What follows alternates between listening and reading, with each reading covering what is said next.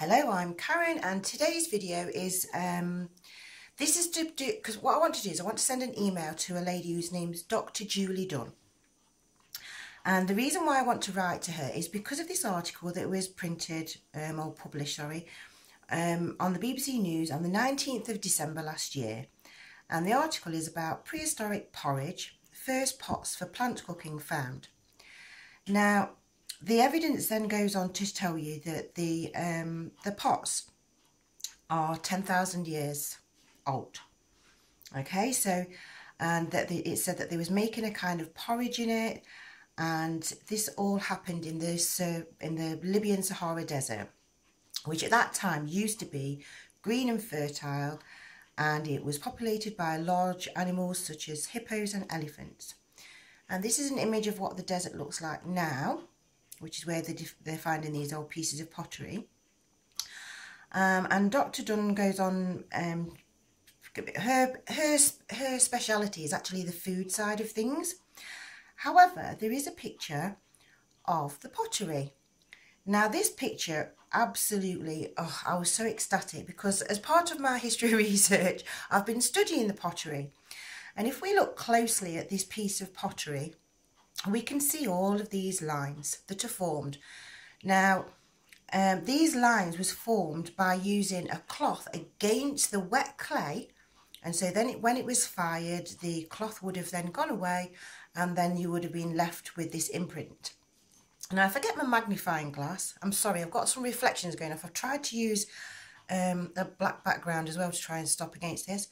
If we look with my magnifying glass, you can actually see that there are actually tiny holes in the work. Oh dear, all the reflections are going crazy. I know that Dr. Julie Dunn will understand what I'm on about, because if you go and have a look, I'll put a link in my description, so you can go and have a look at this piece of pottery, and you can zoom in on it yourself, and you can see the pattern. Now I'm going to demonstrate that pattern with my crochet hook. Because this is one of the oldest patterns that's actually also written in the books that I've found. Now, if I am correct, and this pattern is used in the pottery, this proves that crochet actually was around 10,000 years ago. And so I'm just going to do a basic chain. 1, 2, 3, 4, 5, 6, 7, 8, 9, 10. Now, oops daisy, this is because this chain work is represented, this area here is the best piece to look at. You can actually see the chain work going across here. Okay, I know maybe it's not very clear in my image or anything else, but if you can have a look yourself, and if Dr. Dunn looks at the piece of pottery herself, she can see this. You can see these, so that's my chain. And then what they've done is, I'm just going to do it a little bit longer. Our ancestors, I do believe, have used what in America what you call is a double crochet. So 1, 2, 3. I'm just going to go to here. In England, it's a treble crochet, and they've made the stitch. They've done a chain 1. They've skipped 1, and then they've worked another stitch, and then chained 1, skipped 1. Okay, and they've just continuously worked, oops daisy, a whoopsie daisy, I'll explain that. Somebody asked about that in the videos, in my comments. It means I've made a mistake, and I'm just laughing at myself. It's just, I'm not being cross with myself for my mistake, is what whoopsie daisy means. But that's besides the point right now. Skip 1. I know I've made too many chains, it doesn't matter. That is irrelevant right now. What is relevant is that when you make this chain work, as you make this stitch here, it pulls and makes these little holes. So as I go up 2, 3, and then work into, because in the older patterns they just used to work underneath 1 loop. So what I'm going to do is I'm going to work underneath 1 loop here and show you how when you carry on, chain 1, underneath 1 loop, do another stitch, chain 1,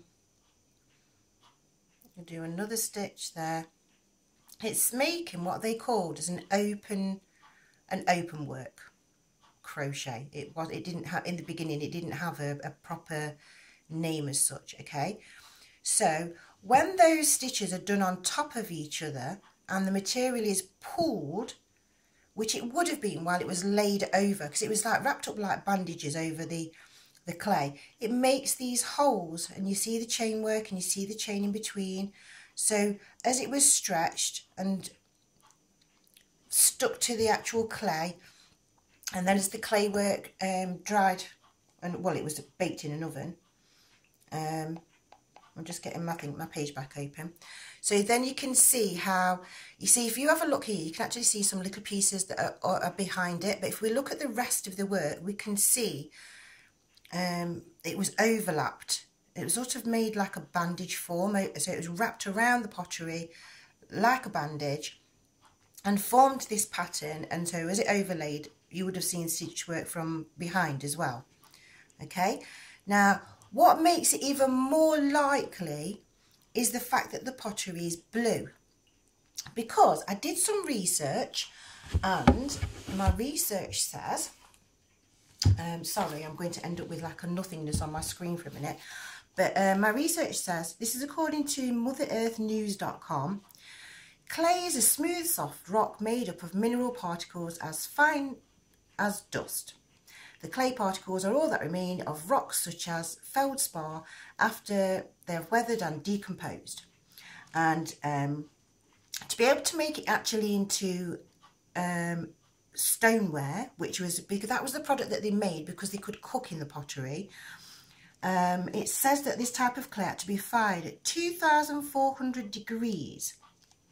So then it became hard like rock, making it waterproof even when it was left unglazed.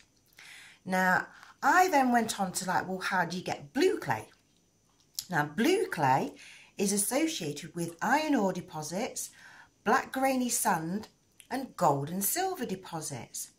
And when I actually searched to have a look, I actually found that the closest iron ore deposit is in Wadi Ashati in Libya, which is actually inside the desert, which is, if you have a look at this image, if I go back, where they show you this image here, and you've got all these rock formations that are sticking out and that are coming along.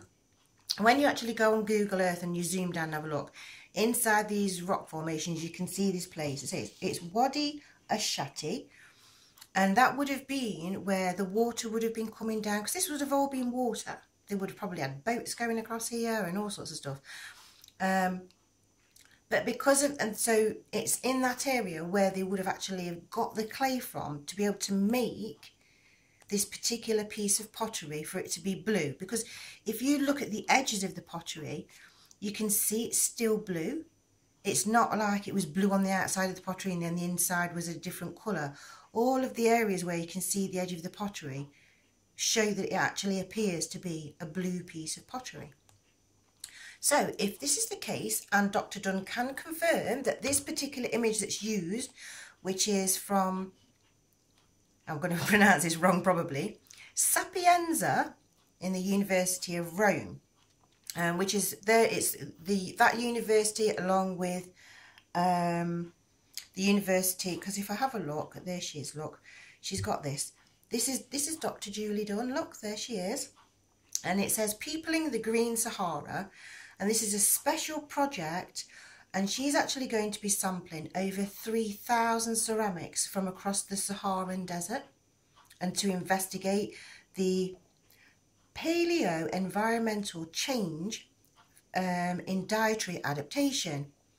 Okay, and she's working alongside Katie Manning and several others. We've got Katie Manning, Paul Breeze, Nick Drake, Richard Evershed, and the project partners. And Julie Dunn is actually in Bristol in the UK. So I wanted to send her an email, and I wanted to ask her if this image, because I'm assuming it's because they've got all the images that go along with everything else to explain this article, you have to then assume that this piece of pottery is the piece of pottery that they're on about, that is 10,000 years old. Okay, so it means that everything gets predated in history, by at least 4,000 years according to this report. And if I'm correct, and this is actually a piece of crochet, which I'm convinced of it, I really am convinced. You can see, honestly, if you go and have a look at this image, you see the chain work and you can see how it's done. You can see that it's definitely this pattern on this pottery. And I think they would have made strips maybe about this lot, this wide. So, and if that's correct, I can actually prove, I can follow the trail of how this piece of pottery got there, if that makes sense. So if I can trace it backwards, if you know, go through time, and because I have other evidence as well, which, if you remember rightly, when I was looking for this pattern. So I'm going to do this in another video, because I just wanted this to be a quick video just to Dr. Julie Dunn, to say, please, Dr. Julie Dunn, can you confirm that this piece of pottery is 10,000 years old piece of pottery? I want to say that it's got crochet on it, and if so, can we please join the archaeologists and my work together, because we can actually show how not only did we evolve in the food, which I know a lot of this is on about saying what we ate, but it's actually not just about what we ate, because they was actually making medicines. So this could have been a medicine pot, where they was making medicines out of herbs and different plant substances. So yeah, so I'm sending her an email, I'm giving her a link to this video, and I've tried to keep it as short as possible, just so that she's got the information.